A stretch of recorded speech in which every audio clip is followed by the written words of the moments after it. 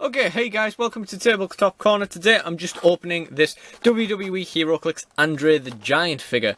Now this is actually my first WWE Heroclix, apart from the Rock and Sock starter which I have downstairs and do plan on doing an opening video on at some point, which is a bit sad because this is really where Wizkids should have suckered me back in, you know, a WWE set.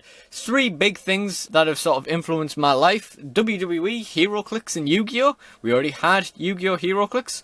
We got WWE Heroclix. This really should have been the moment, but from my point of view, Wizkids kind of messed it up a little bit.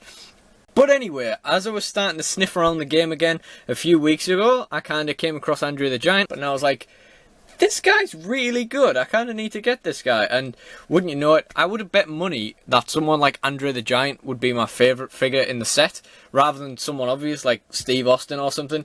That's kind of how things tend to go in Heroclix. You know, it's always the more obscure character turns out to be a favourite. Like, I think my favourite from the Rock and Sock start is going to be Mankind. It's just kind of the way things go. But yeah, I started poking about on eBay for this guy. Found him like really cheap, like ridiculously cheap. Like, how can they physically sell this that cheap? Levels of cheap. So I took a chance on it anyway, even though I was sure it was not going to turn up. And lo and behold, here it is, in the flesh, actually turned up. I'll talk more about why it was so concerning later on, but right now I'll just get into the opening because I've already waffled on a little bit. So, first of all, we can see that the packaging is a little bit damaged, which is fair enough with how cheap it is. You know, when you get the cards in this kind of sort of packaging, they're always going to be a little bit bent, sort of unavoidable, you know, but it is what it is. So there's the packaging. So it's quite interesting, very like modern WWE style sort of packaging. You know, Andre the Giant Series 1. All the info's there. On the back we've got just the picture of Andre, the WWE Authenticity sticker, and yeah, some info about Wizkids, Heroclix, WWE and so forth. That's more or less everything. So let's bust this guy open. Don't really know where will be the best place to sort of rip it from. Guess we're just gonna have to go in on it. Okay, I was kind of hoping the white card would stay on this, because I'm not going to lie, this is probably going to float around in my boxes for possibly even years before I just bin it, like just a bit of card. I always do that. I don't really know why. Okay, yep, this is devolving quickly. Come on, let's just get me in there. I think my last videos on Heroclix were partly talking about why I didn't like this set. It was me talking about previews from the set, then me talking about what information we'd gotten about the set that made me dislike it. And I think the only video other than that was me saying how I wasn't enjoying the competitive game anymore. So, you know, sad times. Okay, so we've got the Andre out now, and what you'll see here is this is a different packet to the, you know, the gravity feed figures. But it's not really great. Like, you could put it back in there and pretend it's basically the same thing. I'm sure plenty of people are just carrying them like that. This takes up quite a bit more space than a gravity feed box. In fact, let me just go and get one. So here I've got a regular gravity feed box. You can see the size difference, and in storing these things, you know, every little centimetre sort of helps. So he is a bit of a big guy, so I'll just make sure. Yeah, he does fit in there. He fits in there comfortably. That's going to be what he's stored in. It's a bit of a shame when on the packaging front, but you know, I'm sure it doesn't matter to many people. I'm sure, you know, a lot of people are just going to store them in there anyway. Okay, right, more waffling, right? Okay, let's get on with it. So, popping him out the gravity feed. Take a quick look at the sculpt. I don't think this is a bad sculpt by any means. It's very basic. It's nice and simple. It's not focusing in very well at all.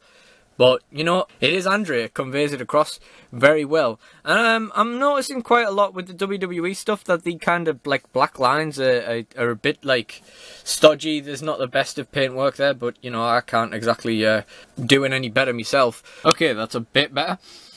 So, we've got the figure here. Yeah, there's a little bit of a closer look at that sculpt. Got the Andre the Giant, the WWE team ability, 110 point cost and 90 point cost.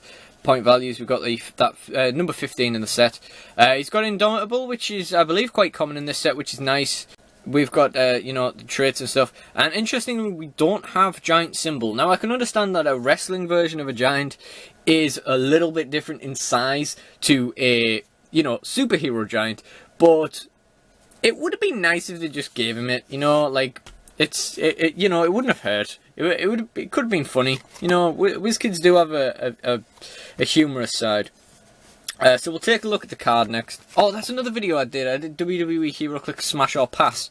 And, you know, I still think the actual stock image for the figure looks more like the Trash Man than Andre, but whatever. So let's get into it. So, I've got Heenan Family, WWE and Celebrity keywords. We have got Signature Move, Scoop Slam. If Andre the Giant has one action token, Slam. And when he uses it, he can choose both options. So that's nice enough. He's also got, in place of the Giant symbol, which seems to be what they decided to do, instead of actually making them Giant in the WWE set, is he's got this big guy trait. Giant Reach 2, Andre can't be knocked back or given action tokens by opposing effect. That's very nice, you know, it's very helpful. I'm sure that will help a lot, and I'll explain why a little bit more in a second.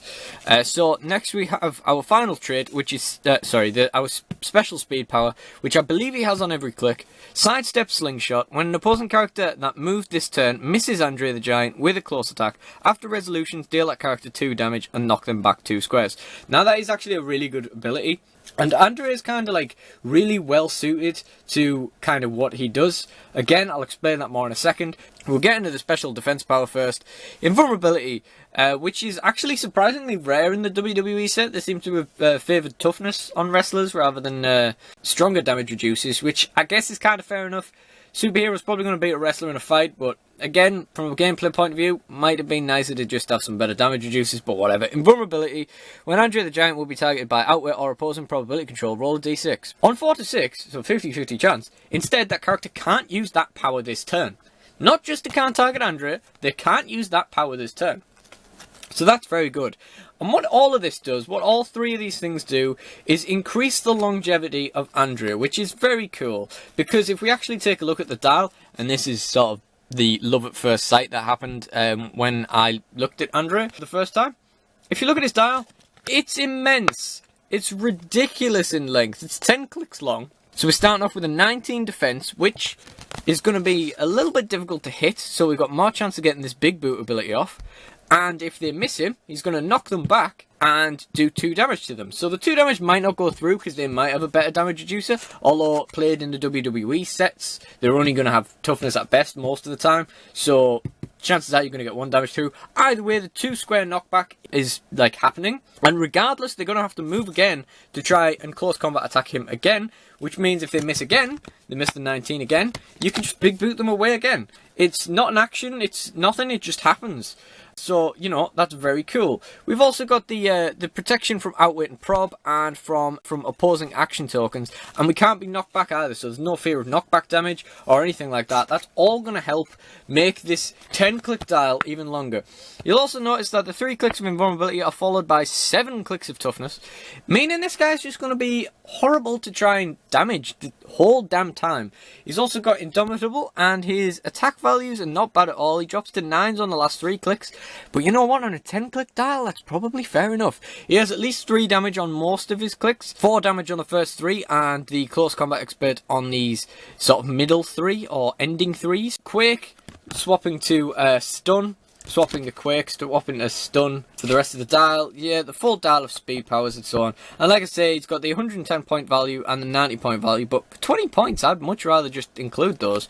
Like, unless you're desperately trying to fit this guy in a team, you know, I'd rather just play him at 110. So yeah, I think this is an incredibly well made figure. It's very well rounded. You know, they decided they wanted Andre to be really tough. And what's ironic is that this is probably going to take you a lot longer to get through this whole dial than it would take you to watch an Andre the Giant match. You know, bless his heart, he was not one on stamina really, was he? It's interesting that they chose a guy like Andre to have a dial this long. I know Big Show's is very long as well. But yeah, it's interesting that you know, he physically couldn't go this long in an actual wrestling match. But yeah, I mean, towards the end of the career, it was kind of painful to watch him standing up. Bless him. I absolutely love Andre. I absolutely love this figure. I'm sort of dipping my toe in Heroclix again.